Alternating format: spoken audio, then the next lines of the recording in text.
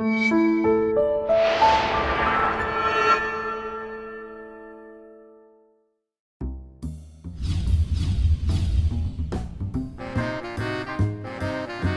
everyone, we are Geeks Not Nerds. I'm Captain Logan. And I'm Vince. And welcome to the 5th annual multi-topic extravaganza. This is the, of course, first video for this year, and we're going to do as many of these as we can. First! I won.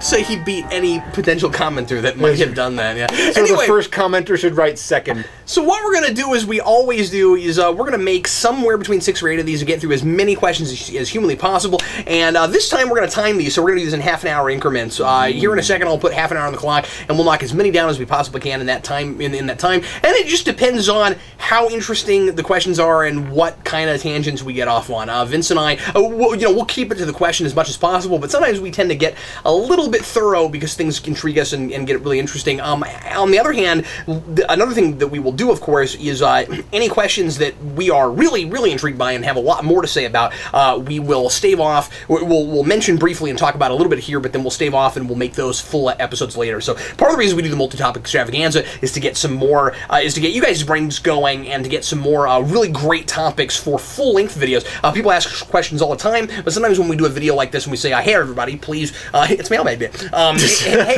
everybody, please give us some questions. Sometimes people think of stuff they might not have otherwise. So anyway, if you have a question you'd like to ask, we're going to take questions all the way through the multi-topic extravaganza. Please don't leave them here. Please go to the link in the description. That is the introduction video that we did, the multi-topic appetizer, and we'd like you to please leave your questions there because that's where I'll be printing off the questions from. We're going to start from the bottom and move our way forward. So we're going to answer the very first questions. Please ask no more than 2 questions. We will not promise to answer all of your questions, but we will try to answer at least one question from each person as long as they're not, lewd, crude, or otherwise. Anyway, here we go. Are you ready?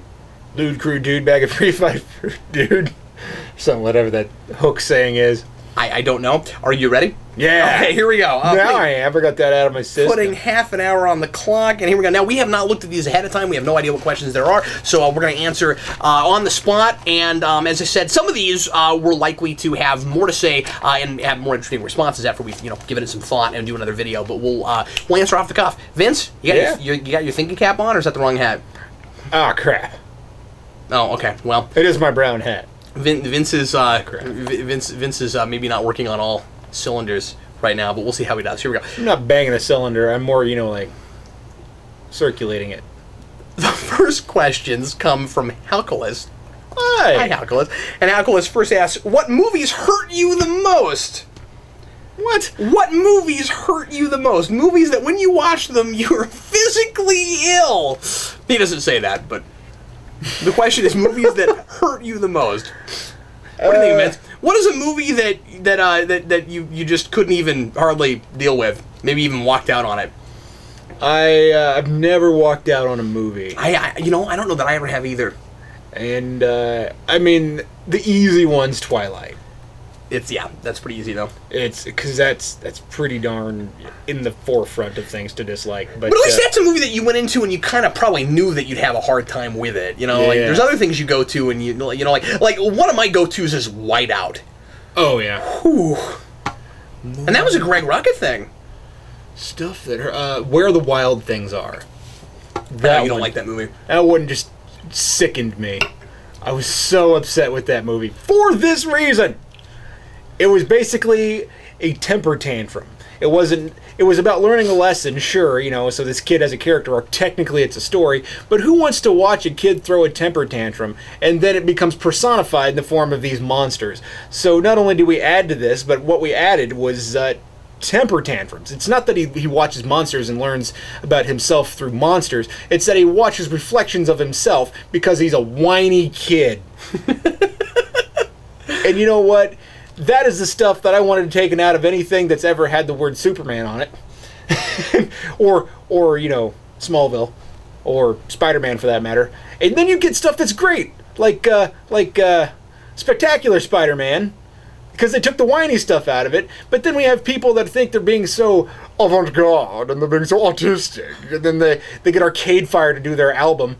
And they make a movie called Where the Wild Things Are. And then And then you have a group of pretty decent actors voicing these big monsters, and it looks really good and it sounds really good, but it's just aggressively annoying. I still never saw that, mostly because I heard you talk about it and I didn't want to see it. Yeah, hated it so much. Another one for me is Maleficent. I've talked about that. I'm not going to talk about that anymore, but I can't deal with what they did with that. Oh my god. See, I was prepared for it because he told me about it, and I was like, yeah, no, they did this wrong, they did this wrong. It was like there were some good things in it, but you had to look for it. Was them. all visual. Yeah, but it was all visual. You take that out. If you listen to that, hey, this is my tell a lot of time, man. A lot of time, this is my check system.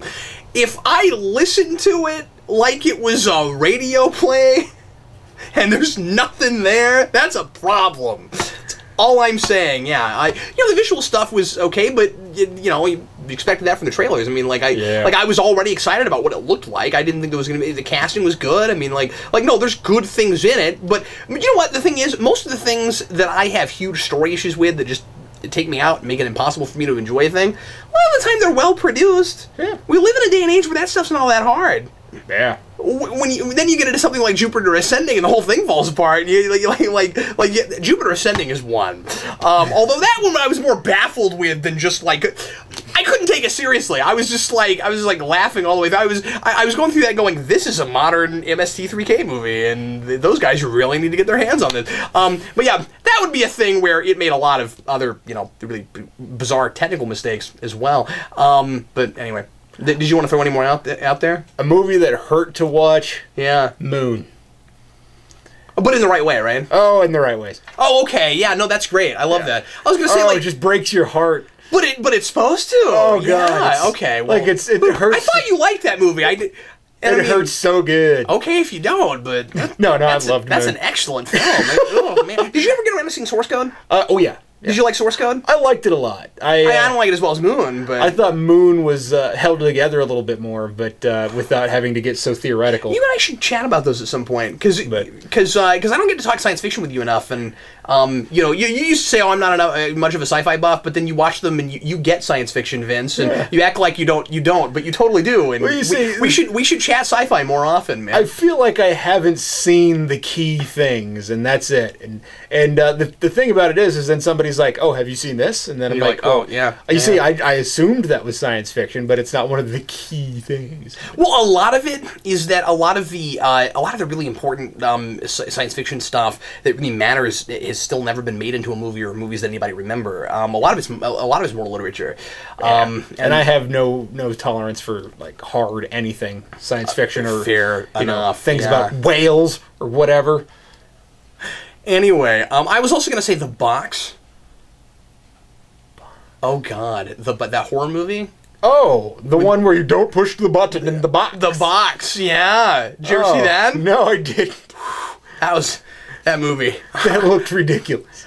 I want to take a camera and train it on Vince and make him watch The Box and just post excerpts from that. Anyway, and also he asks, what goes best on tacos? Wait, what? What goes best on tacos? Cheese. Yeah, cheese. Cheese and meat. And, sour cream. And spices. Mm-hmm. Cumin. Yep. Cumin's really good. Chili powder. Garlic, onion. What else do I put in? Salt, pepper. I do that. Yeah. What does Dooms Vince put on his tacos? Same thing, I think. Oh, okay. He steals my recipes. Oh, does he? Okay. The next question comes from Steve Baxey, which means it's probably going to be a thinking question. Steve says, to what extent... Oh, yep.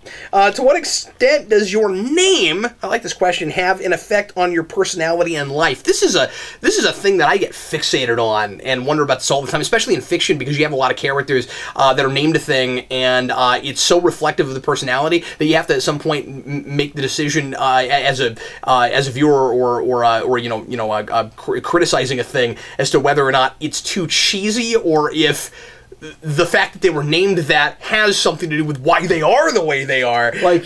Bella Swan had nothing to do, because she was not beautiful nor a swan.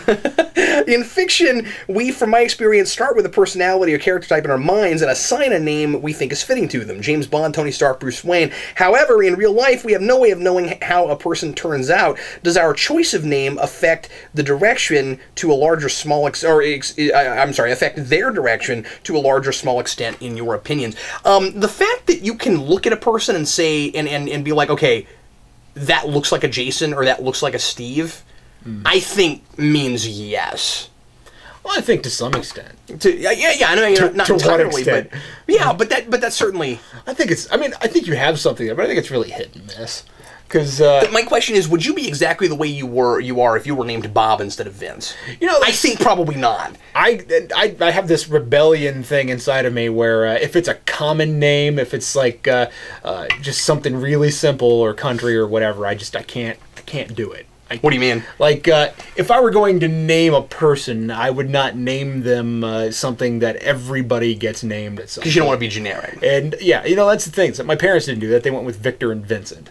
And it's even yours, James. Still, they spelled it differently, and you get to go by J. And not a lot of people go by J. I think a lot of our viewers probably don't know that, but yeah, I've been you went by the name Captain. So that's not no. I'm not saying it's a problem that you brought it up. I'm just saying that like a lot of you folks probably don't know that that my name primarily my whole life has been J. More people call me Captain Logan and Logan now.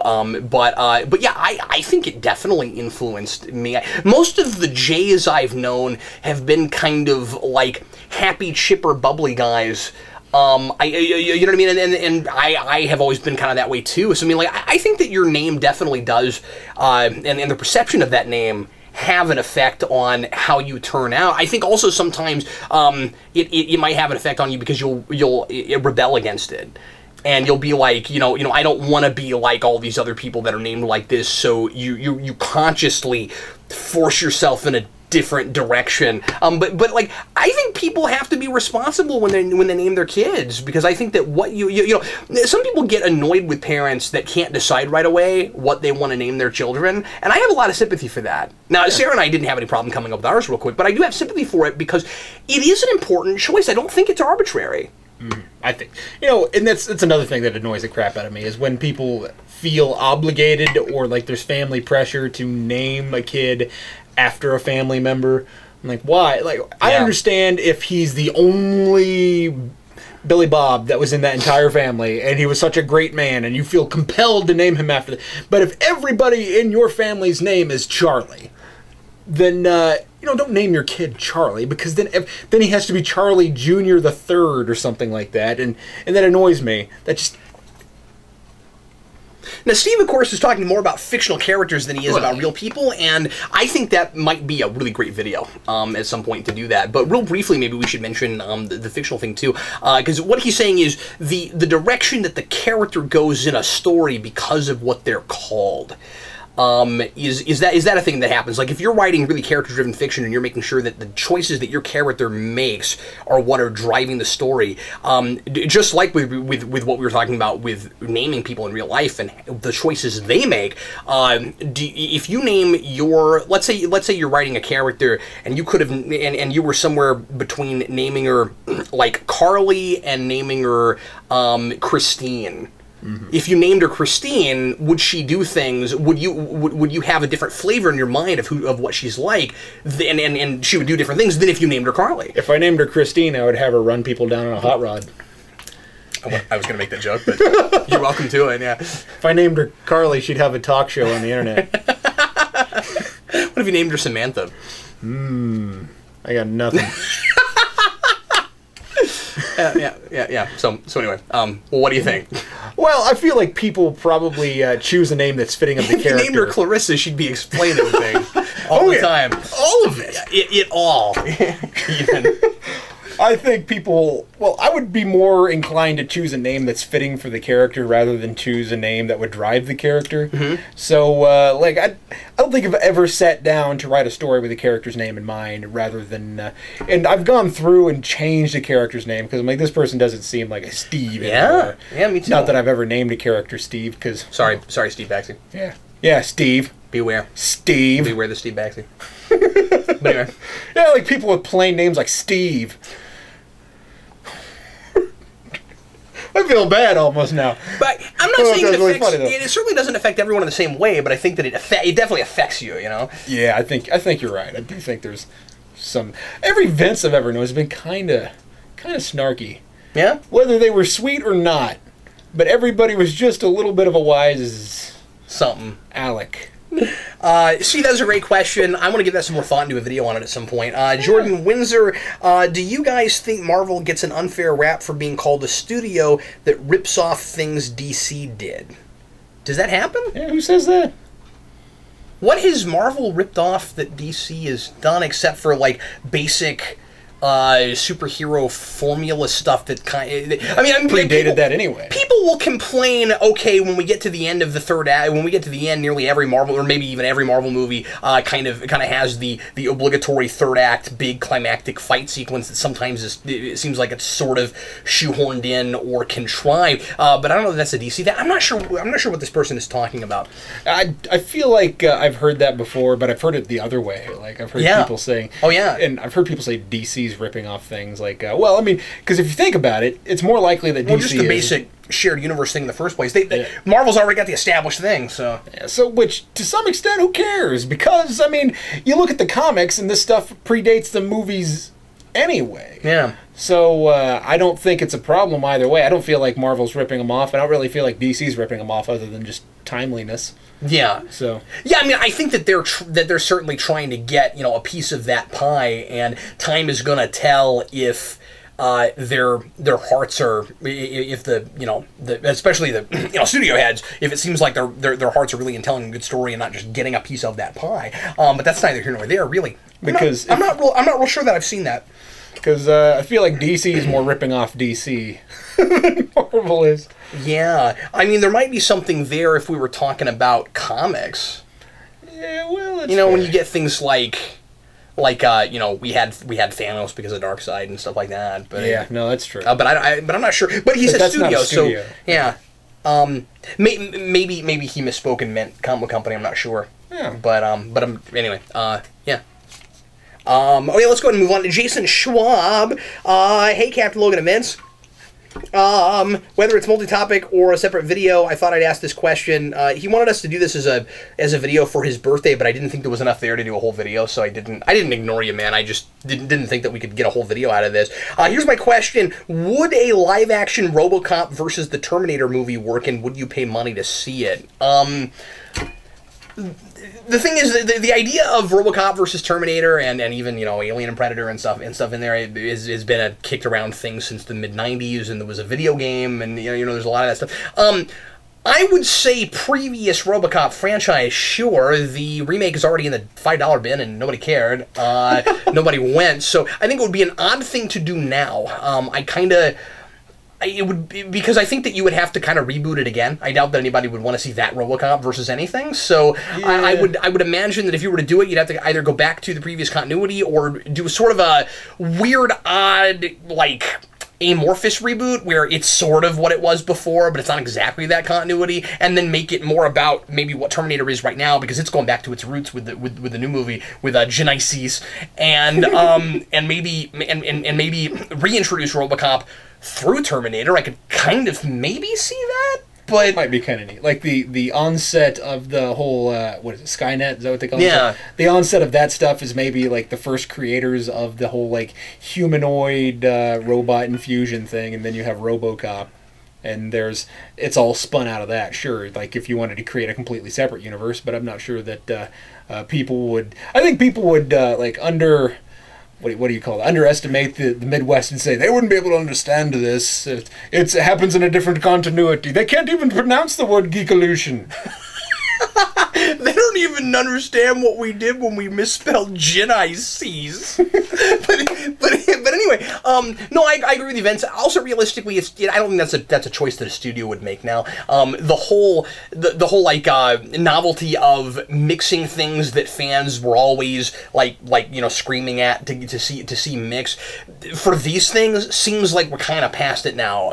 Like obviously the Terminator thing, we're banking real hard on nostalgia with that, but I feel like just like AVP and just like Freddy vs. Jason and stuff like that, I feel like that would have been a late 90s, early 2000 movie. And if you didn't make it then, never gonna happen. I mean, it could be really cool. No, it could be really cool. I would go watch it. And at I the would very pay least, money to see that. You'd need a new RoboCop franchise that people actually liked and cared about before that would happen. Now, I don't want to get too far into this. That's not to say that I hated that movie, but it felt obligatory and unnecessary. And it was money making. That was it. That was it. Yeah. And I like Michael Keaton and everything. yeah, I didn't hate it. It was all right. But it was. I will never. I will not feel compelled to watch it again. Probably. But like other. Like, oh, until I have to do a rewind because I freaking did RoboCop, which means I'm gonna have to do all of them and that. Okay, well, anyway. Like another movie Yeah. that Michael Keaton was in, RoboCop was kind of white noise. Let's move on. So anyway, yeah, as we both said, we would love to see that, but I don't know if that I'd like to see an AVP movie that was actually good. Yeah, that's a thing that could and should come back. Yeah, there's no reason that shouldn't exist.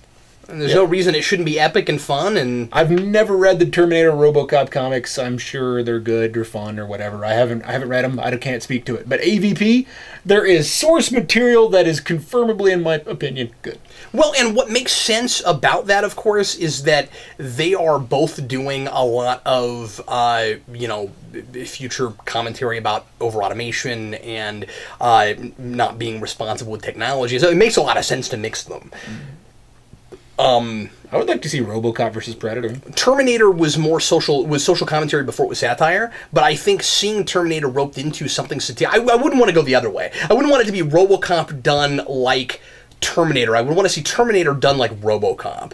You know what I'm saying? I think Terminator thrown into an over-the-top satire would be really cool and interesting, and that would be the reason to do it. And might be come to think of it, one of the best and maybe one of the only ways to make RoboCop fresh again. Because once that's done, everything was said in that movie. I mean, it's a sad. And I'm not saying that I don't care about that character, but there is no reason to do more of them after that unless somebody can convince me there were. Now, I've not read Frank Miller's actual script that wasn't changed for 2, so maybe there's something great there. But anyway, I'm sorry. Go ahead. So you're telling me you wouldn't want to see a satirical character thrown into something unrelentingly dark? Well, I think RoboCop is also unrelentingly dark. It's just done in a different way. Yeah. Well, extremely serious. Yeah. You Sure. wouldn't want to see that? I mean, it could work. I'm just saying that for my taste, I love RoboCop. I'd love to see it done the other way. I'm with him, actually. I think I like RoboCop more than I like Terminator now, and I'd love to see Terminator done in that style. I've never been super Is all keen I'm on saying. time travel stuff, so I've always been kind of lukewarm on Terminator. Oh, so you'd agree with me on that just by default, then? Yeah. I okay. enjoyed the initial RoboCop movie, Yeah. and I enjoyed Terminator 1 and 2, but beyond that, it's just been kind of meh. As I've said before, RoboCop was a thing that I had to write about before I realized that I loved it. Oh, yeah. Like, because I ended up doing, I thought it was going to be short, Vince. I did a 45-minute analysis on that movie, and I just kept finding stuff. And so, like, now I'm in love with it. But like, I watched it once and then did a commentary with Eric and was like, this is, I get that it's satire and I like it, but I wasn't, once I started writing about it, it was like, oh my God, this is one of the best movies I've ever seen. So that happens to me. Now, I will say that I got a lot out of Terminator 2, also, when I did a review on that. But still kind of favor RoboCop. And so tell me, ask me if I'd spend money on that. would you spend money on that? I'd buy that for $1. Absolutely, you would. Okay. Nova Fighter. What is the best Spider-Man TV cartoon, and what is the worst one? Well, obviously, we're both going to say Spectacular. Yeah, Spectacular is the best one. Although I do really like the MTV series. Yeah, I never finished it, but I liked what I saw of it. Yeah. I liked most of it. I feel like it kind of ended prematurely, but same thing with Spectacular. I liked them both quite a lot. I think as far as worst one goes, different ones have their charm, so it would be really unfair for me to go 67 because it was what it was. It was a product of the time. Like I'm not going to do that. I don't know Friends? that it's still a product of the. I mean, like not any better or worse than any other Saturday morning cartoon in the early '80s. I don't feel like I've hated any of the Spider-Man shows that have come out. If I had to put anything at the bottom, might be Unlimited, but even that there were some interesting I never watched ideas. that. I forgot about that. Yeah, there's some stuff in execution that I didn't care for with that. I know there's a lot of people that love that show. There's again, I don't hate it. I don't know that I could answer that. I mean, well, the '90s one I would feel like is almost the whiniest Spider-Man. It is, but the problem with that show is that it's one of the big things that made me a Spider-Man fan. So I can't, on principle, call it the worst one. Yeah. You know what I mean? There's a lot of merit to that show, but there's a lot of problems with that show too. I'm actually working on a top 10 on that right now. I'm watching back through that show, and you're right, it is kind of whiny. The two biggest problems with it are, A, it's trying to be comic book Spider-Man and have that same feel, so he's got to constantly internal monologue like he does in a comic. It works in a comic in a way it doesn't work in voiceover. Oh yeah. That's just how I feel about it. And secondly, they pad it out with flashbacks like crazy. Yeah. And that is so obnoxious. Like, sometimes half an episode is flashback, and it's like, yeah, I've watched this stuff already, and even if I hadn't, would I not be able to follow it? And something else I've noticed, well, sometimes maybe not, because something else I've noticed is going back, I've just watched the first couple again, getting into this project, and something that I have noticed is that they throw a million characters at you all at once. Oh, yeah. Just all at once, and if you're not already familiar with the comics, you might be lost. It never occurred to me, but I think you're right. Yeah. I didn't realize just how many, because I never watched it from the beginning. I didn't realize just how many characters are already there at the very beginning. Did you remember that Eddie Brock was in the first episode? I didn't remember that. No, I didn't remember that. He's there from the very beginning, and then they have all the anyway. So yeah, that is a majorly flawed series. Also, of course, as everybody likes to point to, has a lot of problems with like mandates that Fox set as far as stuff they like blood and violence and stuff. Oh yeah, but that's true of most everything. Yeah, but that one was the worst of it for the superhero shows. Really? Even the 70s Fantastic Four series where they couldn't put the Human Torch in because he was on fire? Well, I'm talking about at the time. Okay. But yeah. No, I guess I didn't even know about that. Yeah. One of these people replace him. One of these people watched. Yeah. And one that anybody ever watched. I've never seen it. It's one not of these available. people actually watched Vince. But no, okay. That's good. But censorship was an issue. And then he says, when could the game industry die out? When we don't have electricity. Yeah. Is going to be my answer. We used to live in a day and age where people, and by we I mean me and Vince, because we're turning into old people, and Vince and I, when we were kids, it was generally thought that, I mean, video games were generally considered a kid thing, and most people's parents didn't even play video games. Now everybody does. Now people's grandparents play video games. Now people play video games on their phones and on their computers and don't even think of them that way and don't know that they're playing video games, but they are. I'm going to say when we hit the apocalypse is when the game industry dies out. Well, I mean, because I assume that he's talking specifically about video games, but if you're just talking about games in general, I mean, we're going to find something to occupy our time that's not work. So I'm sure he means video games. Yeah. Games in general, no, I don't think they're going anywhere. I mean, even if you had another collapse, it would just be different. Yeah, I feel like we're less likely to see a video game collapse and more like a video game company collapse. Oh yeah, and that happens. Yeah. I don't think that some of the big ones are going to go anywhere, but I do think that occasionally you see some of these game makers die out.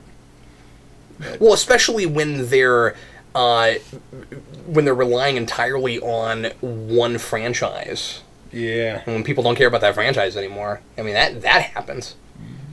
How much time have we got? I have no idea. 4 minutes. Let's see how many more of these we can knock out in 4 minutes. Divid 22. Now that Marvel and Disney... Oh, I'm sorry, I skipped one. Let me do this one first. 14.6 Zigzag. In case anybody's following along, they're gonna know I skipped one, and they're gonna cry foul. 146 Zigzag. How would you write a story about Batman's first kill? This is the standard Batman that refuses to kill throughout his career. Okay, so if you said finally we're gonna let Batman kill, how would you handle it? I'd give it to Frank Miller. I'd be like, you've been dying to do this. That's Go awesome. ahead. Would it be sustainable? Is it a thing that you could do and continue a Batman continuity, or is it a thing you'd have to do out of continuity? I would do it out of continuity, just because at some point they would retroactively... they'd retcon that. That's a thing that would not continue to exist. You know how I would handle it? I would be completely optimistic about it. And maybe some people would find this cynical, while I would see it as optimistic. I don't know. Maybe I'm revealing too much about myself when I say this. What I would do with it is I would, and he might mean who would he kill and how would it happen? I don't know. But the way I would handle it moving forward is I would have Batman learn that his fear was unfounded. That he can kill in the moment when it is absolutely necessary and not go too far over the line. that like here's a place where it was an impossible situation. It was either kill or be killed, or it was, you know, self-defense, or it was kill this person to save all these other people. And because Batman's always afraid that if he kills in any situation, because he's such an extreme personality, that he will turn into what he hates, that he is now what he fights against. I would have him discover that he can handle it. You know, it might even be beneficial, like you could put this in there, maybe, who knows. You watch a movie called The Verdict, and I'll tell you this, you see a man slap a woman in a movie, most people are going to cry foul. They're going to say, no, you can't do that, that's too taboo. But in the movie The Verdict, the woman says, no, I deserved that, because she did something truly awful. So, wow. In this thing, you could have a crazy guy who has moments of lucidity who says, no, please. Put me out of my misery. Wow. Put me out of your misery. So it just might be kind of interesting to see that Batman, yeah, I mean, he's still an extreme personality, but maybe he's not as extreme as he thinks he is. Like do a story that definitively says, no, Batman's not a complete insane person. I mean, like he's an extreme personality, but he does care about people, and that way, because what would it really say about Batman as a human being if he could kill one time and automatically he's now the Joker or Two-Face, or the Joker's not a good example, but like any of the other characters where there's a catalyst that immediately where he's a little puts more them like to a Kingdom Come Batman, where yeah, everything's a police state now because he's so, well, you know, policey. Well, and I mean, he could be that way. He could still end up being that way, but I don't know that it would. I think what Batman's always afraid of is that if he were to do that, he would now kill as a matter of course. Yeah. And I think it would be interesting if, but you know, there's different ways to take that. I mean, I feel like it's a similar. I don't know. You look at like Superman, whatever, Man of Steel, and you have that kind of a situation where they're trying to put them into a situation where it makes sense for them to do it. They have to, yeah. And you know what? Bravo! I feel like that's a ballsy move. But if I can say that on this channel. But I think that, you know what, it's probably never going to happen, but I would definitely do it out of continuity. Yeah, I mean, and looking at Superman versus Batman as far as killing goes is always kind of interesting, because Superman is often seen as the character that is altruistic enough where if he would have to kill, and did, he wouldn't. It wouldn't really change who he is, and he would never go too far, and just start killing as a matter of course, because he is so selfless, and what he does is for everyone else. Unless you look at Injustice: Gods Among Us. Yeah, but then that's a different version entirely. Let's go ahead and answer real quick the other question that I started to ask. Divid22, now that Marvel and Disney is one, it's not really true, Marvel bought them, but I mean Disney bought them, but whatever. Now that Marvel and Disney are one, does that make you more inclined to want to go to Disney World, Land, etc.? Yeah, it kind of. Although I've always wanted to go, I just haven't gotten around to it. I don't think that it makes me go, okay, now that they have that, I have to go. I've always wanted to go. Yeah. I've always wanted to go to Disney World. I've never really cared to go to Disneyland. I didn't used to, but Curious Low works there, and... Oh, really? Yeah. Yeah. And she's invited me, so I kind of want to go now. I feel like Disney World would be fun for anyone. I feel like Disneyland would be fun for somebody with a kid. Well, the reason I would want to go... See, I want to go to both. And the reason I would want to go to Disneyland is because of the history. Yeah, that's true. There's reason to, and he also asks when our next Trexperts is. Yeah, Sarah and I have been super busy. We have a particular night that we do that, and it's been covered up with things. So hopefully sometime in the next couple weeks. Can't promise anything right now. We just a lot going on. So we're doing what we can. But anyway, well, everybody, that is the end of part one of this year's multi-topic extravaganza. Stay tuned for part two next week, and we will see you again with more questions. And once again, if you want to ask us a question for the multi-topic extravaganza, and you haven't yet, remember you can ask up to 2 questions, and you can put that in the multi-topic appetizer. The comments for that's in the description. Thanks for watching. I'm Captain Logan. And I'm Vince, reminding you to support your local comic book store. Yeah! Yeah! Yeah! Oh, yeah.